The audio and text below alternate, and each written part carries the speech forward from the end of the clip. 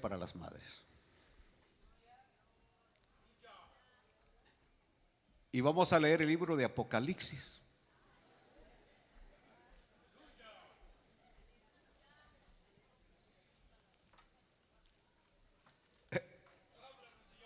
El libro de Apocalipsis, capítulo 22, versículo 13. Es que como siempre que predican de las mujeres, siempre predican de Débora, de Esther, de Sara, de Proverbios 31. Ustedes no pueden quizás ni imaginarse lo que se puede sacar para las madres de un versículo tan importante como este. Dice Apocalipsis 22:13. Está hablando Jesús.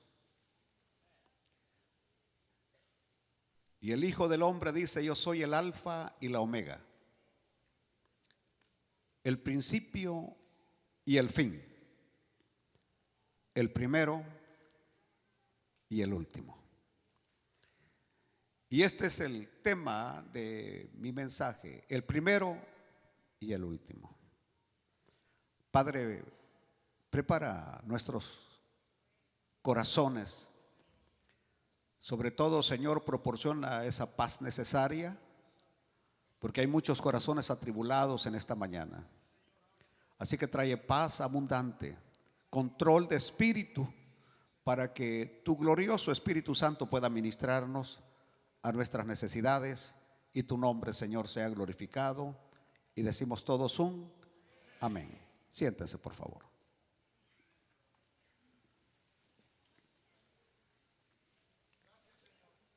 Cuando estudiamos las Sagradas Escrituras, jamás nosotros podremos medir la influencia que las madres han ejercido sobre los grandes líderes de la Biblia. O sea, hay hombres en la Biblia que se destacan tremendamente, pero a la sombra de estos grandes hombres siempre estuvo una gran mujer que los guió, que los orientó, y como dice Proverbios, ahora sí, instruye al niño en su camino, que cuando fuere viejo no se apartará de él. Alguien ayer hizo una pregunta interesante: si yo me muriera hoy, ¿cuál sería el legado que te dejaría? ¿Cómo me recordarías? ¿Cuál sería el legado, la herencia que tú dirías que te he dejado? Y cuando estábamos hablando del tema, yo considero que el legado más grande que una madre le puede dejar a un hijo es la fe. Es la fe. Porque hay una gran diferencia entre vivir con fe y vivir sin fe. Las cosas materiales se pueden perder en un segundo. Un simple divorcio y te quedas sin 5 centavos. Pero la persona que tiene fe, no importa a dónde haya caído o estado, se levanta de nuevo, porque tiene un Dios poderoso en el cual confía. Por eso dejarle a un hijo una casa, un carro, dinero, tiene su significancia, pero lo más importante es heredarle la fe. Heredarle la fe. Como dije que quiero ser bien positivo en esta mañana, no quiero ser nada negativo, pero solamente para poner una pequeña cuña, dije que no podíamos medir la influencia de una madre virtuosa en la vida de sus hijos, pero tampoco se puede medir la influencia negativa de una madre que no respetó a Dios ni amó a Dios. Porque muchas veces no es tanto nuestras palabras las que emulan o imitan o siguen nuestros hijos, sino que es nuestros actos, nuestras acciones. Muchos de los que estamos aquí en esta mañana, que ahora podemos decir que somos cristianos por la gracia de Dios, principalmente se lo debemos a esa mujer que oró por nosotros, que clamó a Dios por nosotros, que estuvo siempre en su corazón el deseo de vernos un día con una Biblia en la mano y que no se dio por vencida, que a pesar de que nos vio en los vicios más terribles, en las situaciones más desfavorables, pero mantuvo la fe y mantuvo la confianza en Dios hasta que vio coronada la petición de vernos hoy en los caminos de Dios. Entonces mi mensaje hoy tiene que ver con eso, con usted, querida madre, que tiene una gran petición por un hijo, por una hija, que en este momento la situación es difícil, es nada halagadora, se viera como que el panorama es demasiado oscuro, como que si el sol nunca va a salir sobre la vida de esa persona, que las fuerzas del infierno procuran desanimarla, perturbar o disminuir su fe, para que la petición que hay en lo más hondo de su corazón no se cumpla. Y que es probable que han venido voces y que le han dicho: pierdes el tiempo, ese tu hijo jamás va a cambiar, esa tu hija jamás va a cambiar. Es decir, estás esperando.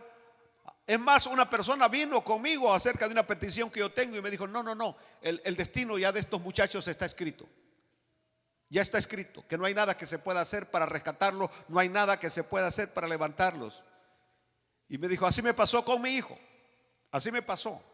Y como queriendo decir, esa es una constante, que si mi hijo fracasó, murió, también todos los de ustedes que están en la misma situación van a morir. Y yo le dije: no creo en eso. Yo creo que cuando Dios ha dado una palabra y cuando Dios ha dado una promesa, esa palabra y esa promesa se cumple.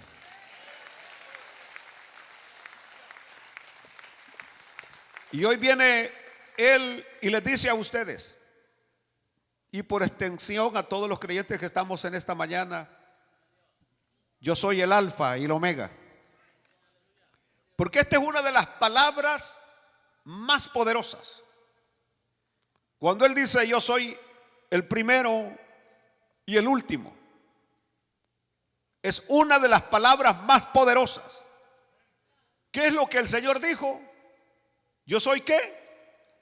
El primero y el último. Repítalo conmigo: yo soy el primero y el último. Repítalo una vez más: yo soy el primero y el último. Palabras poderosas y profundas en las Escrituras santas, y que es una gran verdad. Él es el primero y Él es el último. Él es el principio y Él es el fin. ¿Saben que si nosotros entendiéramos lo que eso quiere decir, pudiéramos estar tranquilos y descansados? Si entendiéramos lo que quiere decir que Él es el primero y el último, el principio y el fin, pudiéramos estar tranquilos y descansados. Porque el mismo Señor es el que nos asegura que Él es el primero y el último, el principio y el fin.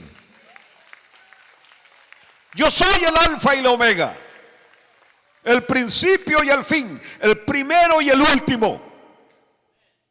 Saben que cuando leemos los evangelios, porque Él nos dio un gran ejemplo, cuando el barco se encontraba bajo una tremenda tempestad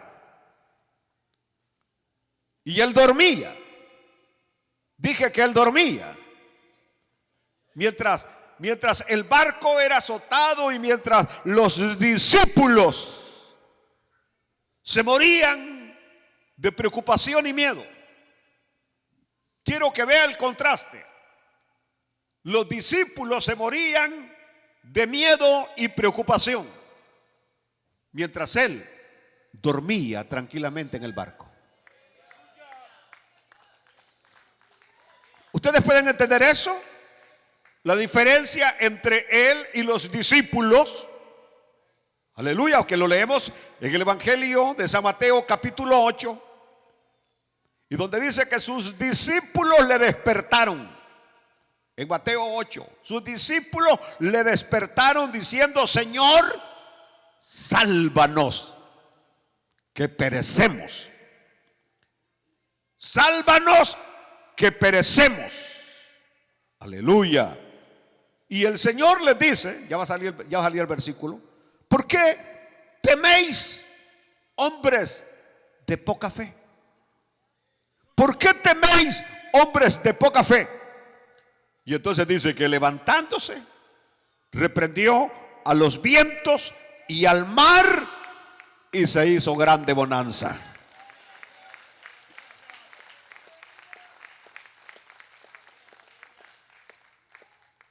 Observen que ahí estaba Pedro, el apóstol Pedro. Y creo que Pedro asimiló profundamente esa verdad de estar en el mar tempestuoso y que el Señor dormía, tranquilamente. Pues más adelante en el libro de los Hechos, en el capítulo 12 específicamente, Pedro es llevado a la cárcel. Es llevado a la cárcel y está encadenado entre dos soldados, esperando su condena. Mas sin embargo, Pedro pudo echarse a dormir. A pesar de que está en la cárcel y a pesar de que está encadenado, Pedro pudo echarse a dormir. Ahora, nosotros sabemos que lo que está sucediendo allí no es ninguna broma, pues Herodes ya había hecho ejecutar a Jacobo, el hermano del apóstol Juan. Ya lo había matado. Ya lo había decapitado a Jacobo. Y como vio que esto agradó a los judíos, mandó también a apresar a Pedro. Y que prácticamente al amanecer Pedro iba a correr la misma suerte. Mas sin embargo llama la atención que Pedro dormía. Sabe que probablemente en la mañana le van a cortar la cabeza, pero él sabe que no se la van a cortar. Alaban a Dios. ¿Por qué, pastor? ¿Por qué usted piensa que no le van a cortar la cabeza? ¿Por qué Pedro tenía esa tranquilidad y esa serenidad? Aleluya. ¿Por qué? ¿Cómo logró? La pregunta es: ¿cómo logró dormir Pedro en aquella hora? ¿Cómo logró dormir Pedro en esa hora cuando Herodes Antipas había matado a su compañero, al apóstol Jacobo, y ahora sabía que quería matarlo a él? Pero escuchen bien, abran bien los oídos. ¿Por qué Pedro pudo dormir en aquella hora? Porque Pedro sabía que no era Herodes o sus soldados quienes tenían la última palabra, sino su Señor Jesucristo. y que el Señor le había profetizado a Pedro. Y ojalá que ahí sí me busquen la cita bíblica en Juan 21:18. Porque el Señor le profetizó a Pedro y le dijo: de cierto te digo, cuando eras más joven te ceñías e ibas a donde querías, mas cuando ya seas viejo. El énfasis ahí está en la palabra viejo. El Señor le dijo a Pedro que iba a llegar a ¿qué? A viejo. El Señor le había dicho que iba a llegar a viejo. Extenderás tus manos y te ceñirá otro y te llevará a donde no quieras, pero hasta que llegues a viejo. Así que cuando fueron a traer a Pedro, aleluya, cuando fueron a traer a Pedro, Pedro se vio en el espejo y dijo: no, todavía no soy viejo. Así que aunque este me quiere muerto, aunque Herodes me quiere matar y sus soldados me quieren matar, esto haría que no se cumpla la profecía que el Señor me ha dado. Esto haría que no se cumpla la profecía que el Señor me ha dado. Y la profecía que el Señor me ha dado es que voy a llegar a ¿qué? A viejo. Y la palabra que Dios te ha dado a ti es que, madre, por lo que estás orando, Dios te va a dar la respuesta. Entonces no le vas a creer a lo que diga Herodes o los soldados, sino a lo que Dios te ha dicho. Aleluya. Dije que si Herodes se hubiera salido con la de él, la profecía ¿qué? No se hubiera cumplido. Pero la misma se cumplió en las condiciones más imposibles. Lo que Dios le había dicho era que iba a llegar a viejo. Y aparentemente ahí no había manera que Pedro saliera de la cárcel. No había forma. Y entonces, ¿qué tuvo que hacer Dios? Enviar a un ángel para sacarlo de la cárcel. Aleluya. Sacarlo, quitarle las cadenas, y lo sacó a la calle. Le dijo: vete, ya estás libre. Y Pedro sabía que Dios lo había hecho. ¿Por qué Dios lo había hecho? Porque se lo había profetizado. Aleluya. Bueno, y es que cuando confiamos en Jesús,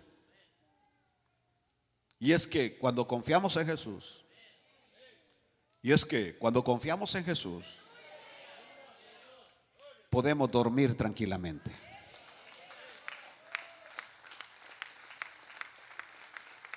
Jesús es el primero y el último en su palabra. Esa es realmente una palabra de consuelo. Esa es realmente una palabra de consuelo, lo que Dios dice. Porque Él lo cumple. En Números, capítulo 23 y versículo 19, un versículo que ustedes saben de memoria, que lo han repetido muchas veces, cuando el Señor dice: Dios no es hombre. Dios no es hombre. Dios no es hombre para que mienta. Es decir, los hombres son un tajo, o somos un tajo de mentirosos. Dios no es hombre para que mienta, ni hijo de hombre para que se arrepienta. Él dijo y no hará. Habló y no lo ejecutará. Lo que está diciendo es que cuando Él dice, lo hace.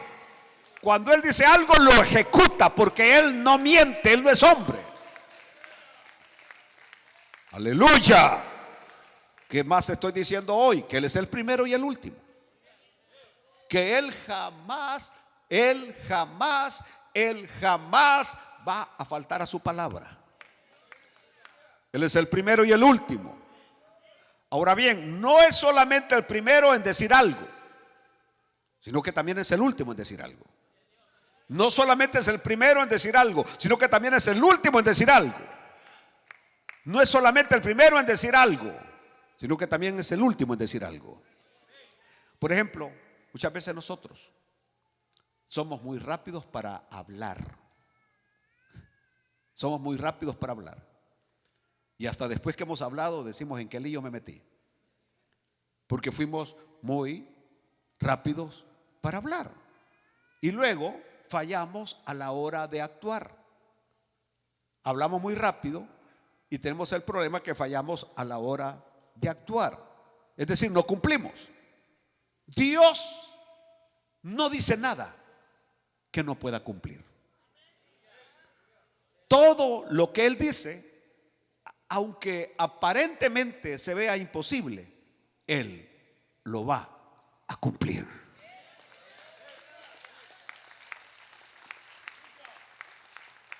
Y es que Abraham tenía nada más que 100 años. Y su mujer tenía 90. Además de eso, hacía muchos años atrás que había pasado por la menopausia. Estoy hablando en serio. Es decir, dice el uso de la mujer, es decir, ella ya hacía muchos años que no reglaba. Y sin eso no hay ninguna, ni la más mínima posibilidad que usted pueda quedar embarazada. Pero Dios le había dado una promesa. Dios le había dicho que iba a ser padre de multitudes. Por eso le cambió el nombre de Abraham a Abraham, padre de multitudes. Y en un momento dado Abraham está triste. Y le dijo al Señor: ¿por qué estás temeroso y triste? Es que no tengo descendencia. Solo tengo este mayordomo y a él le va a quedar todo lo que yo he logrado. Le dijo el Señor: yo no te he dicho eso, yo te he dicho, mira las estrellas, cuéntalas, así va a ser tu descendencia. Mira las arenas del mar, cuéntalas, así va a ser tu descendencia. Y allá por el capítulo 19 encontramos que Dios llegó a visitar a Abraham. Los ángeles llegaron y le dijeron: para próxima primavera vas a ser padre. Aleluya. Y dice que Sara, como es costumbre de las mujeres, dice, y aunque yo dije que hoy iba a ser bien positivo, pero eso es parte del mensaje, estaba oyendo atrás de la puerta. Y que cuando oyó que iban a tener un hijo, dijo Sara: ¿será posible esto si hace años que mi marido no me toca? Y tal como el Señor lo dijo, en la próxima primavera Sara estaba dando a luz a Isaac. Porque cuando Sara se rió, vino el Señor y le dijo: ¿acaso hay algo imposible para Dios? ¿Acaso hay algo imposible para Dios?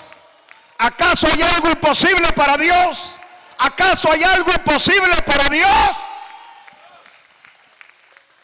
No lo hay. No lo hay. Aleluya. Entonces todo lo que Dios ha dicho se va a cumplir.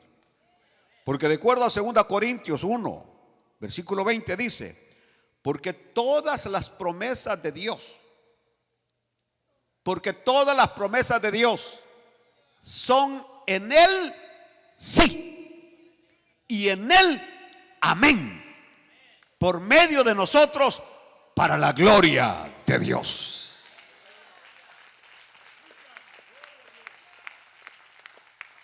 Aleluya. Las promesas son sí. El primero, en Él, y amén. El último, en Él. Lo que estoy tratando de transmitir en esta mañana es que Dios no faltará con la palabra. Dios no faltará con lo que Él nos ha prometido en su santa palabra. Nunca.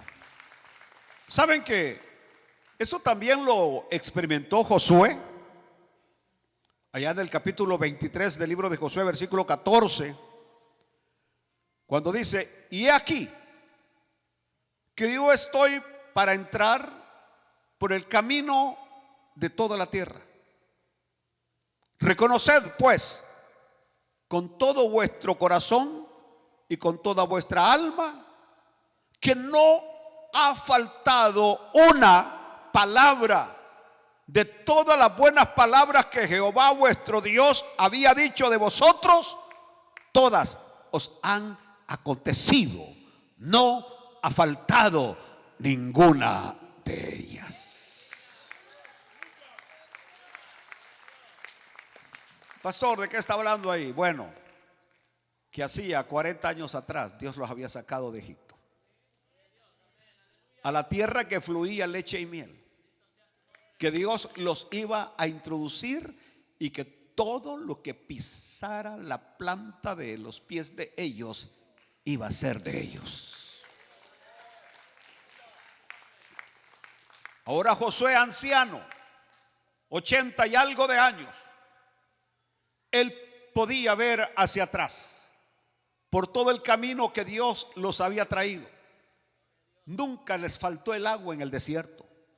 Nunca les faltó la comida en el desierto. Nunca tuvieron necesidad de zapatos en el desierto ni de ropa en el desierto, porque Dios suplió, y no solamente eso, sino que había derrotado a todos los enemigos que se cruzaron en el viaje de Israel. Se cruzaron, pero fueron derrotados. Hago un paréntesis hoy, fuera del mensaje, porque ahorita hay una condena mundial por lo que Israel está haciendo en Rafah, por lo que está haciendo ahí.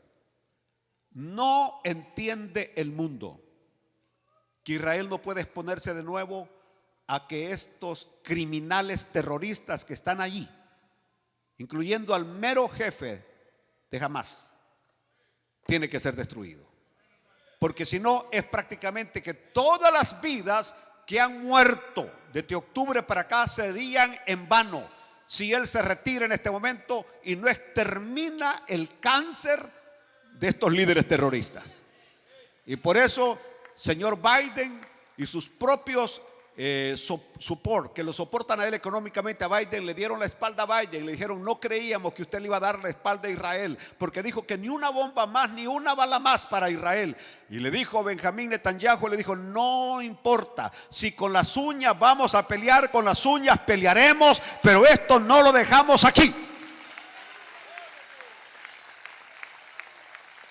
Y dijo: ya pasó una vez, cuando entramos a la tierra prometida y con asadones y con palas luchamos y Dios nos dio la victoria, y aquí no salimos hasta que Dios nos dé la victoria.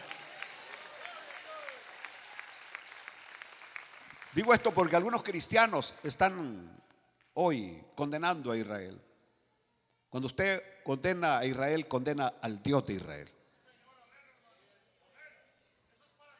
Porque cuando el Señor mandó a Saúl a pelear contra los moabitas, les dijo que tenía que destruirlos, exterminarlos. Saúl no hizo caso y ahora están sufriendo las consecuencias de todos ellos que quedaron vivos, filisteos, moabitas, que tenían que haber sido destruidos. Pero bueno, estoy diciendo que Dios no faltará a su palabra, porque Dios es el primero y el último, el que lo promete y el que lo cumple. ¿Sabe qué hay en Hechos? En el capítulo 3, versículo 18 y luego el versículo 21. Cuando dice: pero Dios ha cumplido así lo que había antes anunciado por boca de todos sus profetas, que su Cristo había de padecer.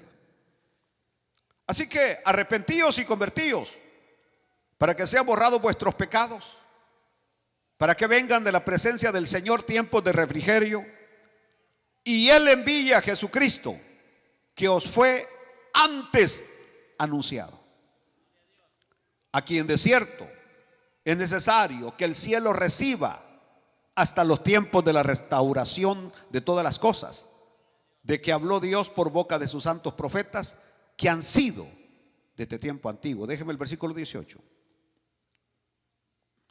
El punto aquí es que Dios como el primero dio su palabra. Dios como el primero dio su palabra y la completó en serio.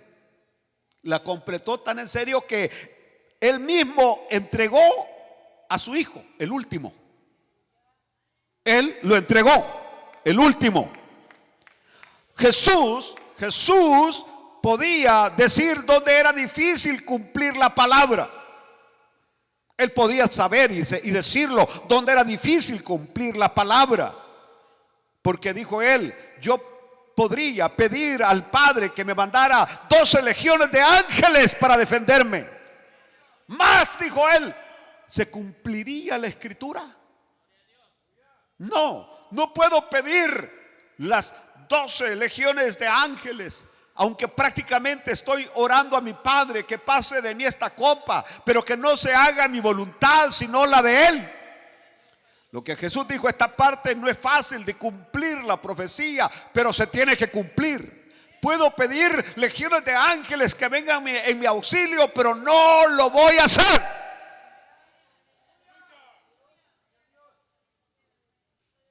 Y al llegar a este punto, Él puede hacerlo. De que lo que te preocupa en tu corazón se resuelva inmediatamente. Pero Él no lo va a hacer. Porque Él es el primero y el último.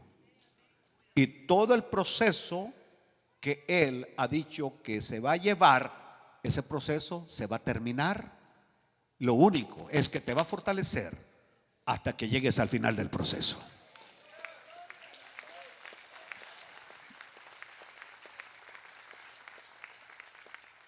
Pastor, ¿qué es lo que está tratando de decir? Bueno, estoy tratando de decir que yo no debo orarle al Señor, Señor, ya quítame esta carga.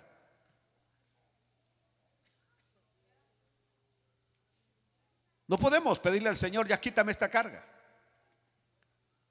Ya que se acabe este dilema, este conflicto. No, Dios no lo va a hacer. Es como que te quieras graduar de la high school cuando apenas tienes 9 años. Él va a esperar que llegues a los 17 años, 18 años y que puedas graduar bien. ¿Por qué razón? Porque lo que aprendemos en primaria, secundaria, la high school, es lo que nos sirve cuando llegamos a la universidad. Lo que aprendemos en la vida cristiana en nuestros primeros años es lo que nos sostiene cuando ya llegamos a una edad más madura, sabiendo que el Dios que no falló ayer tampoco va a fallar hoy.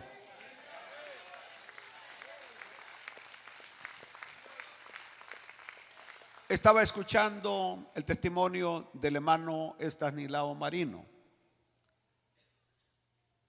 Es triste cuando él se convierte al Señor, que deja el mundo, deja de cantar para el mundo. Y Marino dice que llegó un momento que no tenían, pero ni sopitas marruchá para comer. Era tremendo. Triste la historia, y que aún dice que había cierta persona cerca de él que le decía: de hambre te vas a morir.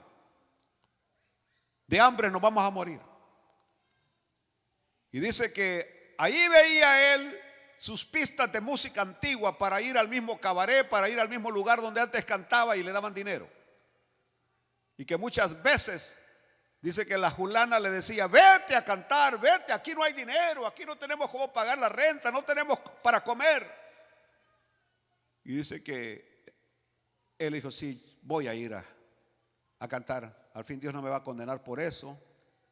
Y salió en su carro rumbo a que iba a ir a cantar de nuevo las canciones que cantaba en el mundo.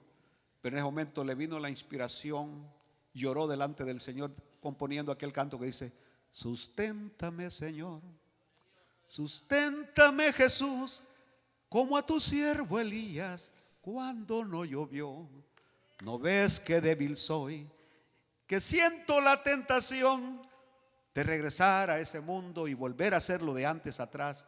Y le dijo: Señor, la palabra susténtame no es fortaléceme, la palabra susténtame es darme de comer. Algunas veces han entendido que piensan que el canto tiene que ver con que lo sostenga en la fe. No, dice: no, yo no era fe lo que necesitaba en ese momento, lo que necesitaba era comida. Y Dios proveyó.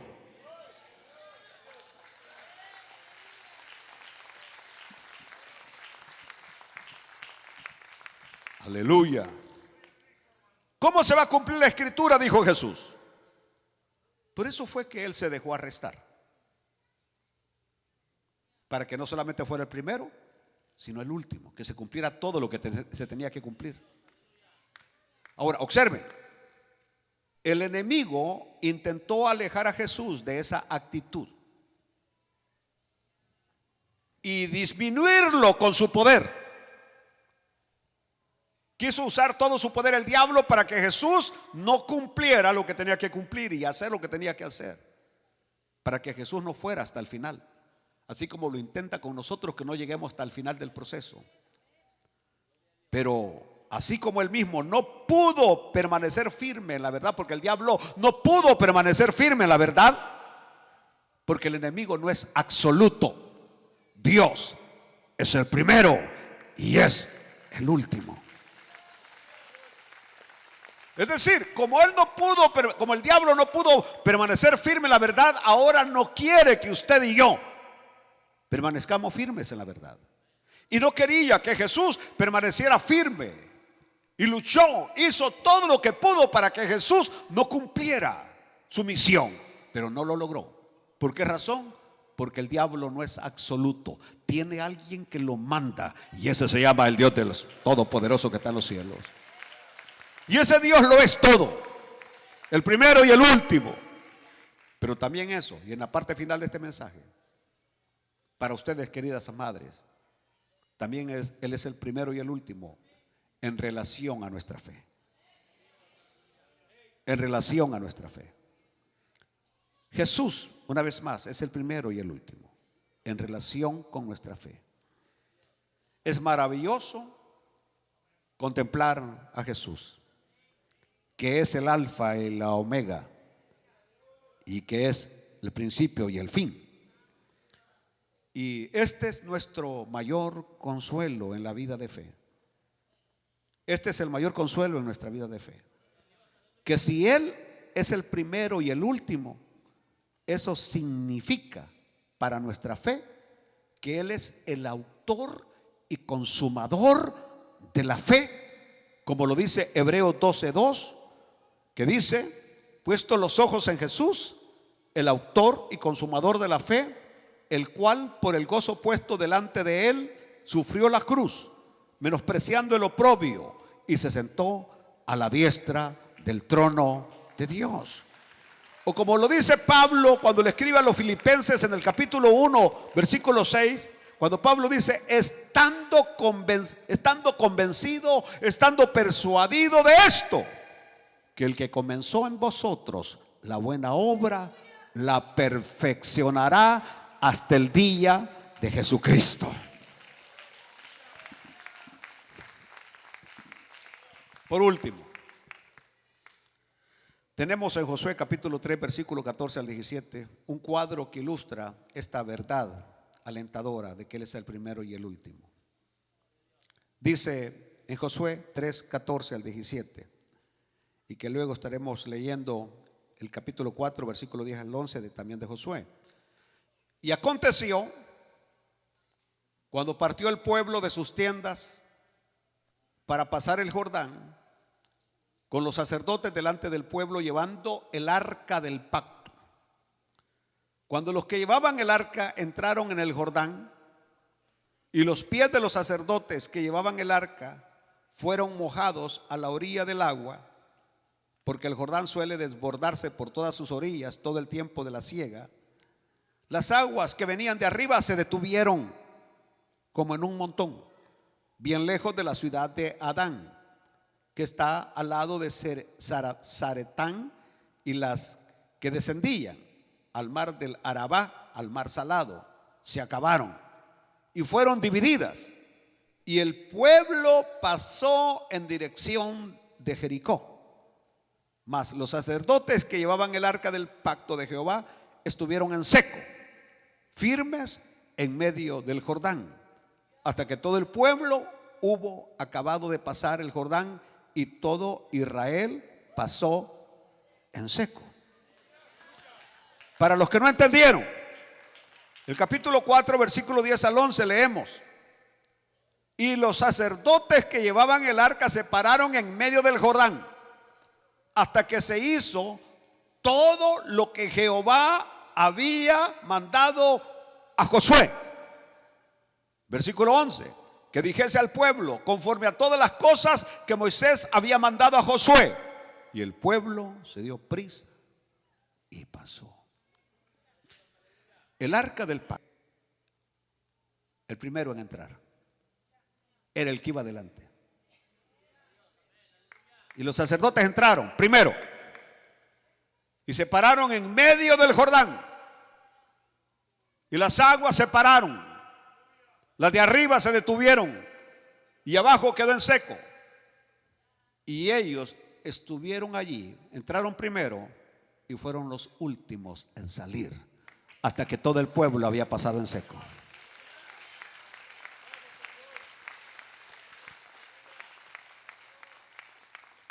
Aleluya. Así que Dios lo hizo también en nuestra vida cristiana. Él es el primero en entrar y es el primero, o el último en salir, perdón, el último en salir. En otras palabras, espera pacientemente hasta que aprendas todas las lecciones y no nos deja hasta que todo está terminado. Él es el autor que comienza y el consumador, el que termina nuestra fe. Él entra y Él sabe las batallas que yo tengo y sabe las batallas que usted tiene. Y sabe las debilidades que yo tengo y sabe las debilidades que usted tiene. Pero Él espera pacientemente hasta que se haya concluido el proceso por el cual Él quiso que pasáramos. Pero nunca nos va a dejar hasta que se haya cumplido todo.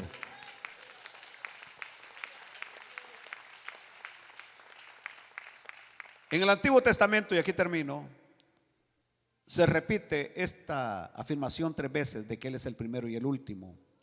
Primeramente en Isaías 41:4, ¿quién hizo y realizó esto?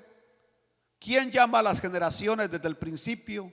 Yo, Jehová, el primero, y yo mismo con los postreros. Isaías 48:12 también dice lo mismo. Óyeme, Jacob, y tú, Israel, a quien llamé, yo mismo, yo el primero, yo también el postrero. En Isaías 44:2, y ahí terminamos. Así dice Jehová, hacedor tuyo, y el que te formó desde el vientre, el cual te ayudará. No temas, siervo mío Jacob, y tú, Jesurún, a quien yo escogí. Como diciéndole, lo que he comenzado en ti, lo voy a terminar. No temas, no temas.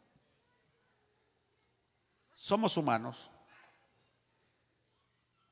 y algunas veces nuestra fe se debilita. Y el desánimo se puede apoderar. Pero el mismo Dios que volvió a animar a Elías allá en la cueva, es el mismo Dios que permanece con nosotros. Quiero que se pongan de pie, por favor, en esta mañana y decimos: Padre,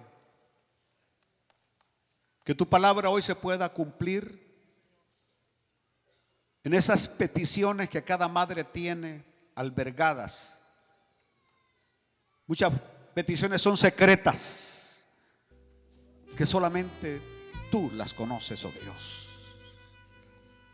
Pero yo te pido, yo te suplico, oh Dios, que puedas dar una buena dosis de fe hoy, que puedan salir fortalecidas en sus peticiones, que no desmayen, porque tú eres el que tienes la primera y la última palabra, Señor. y tú vas a cumplir lo que has prometido de acuerdo a tu santa palabra.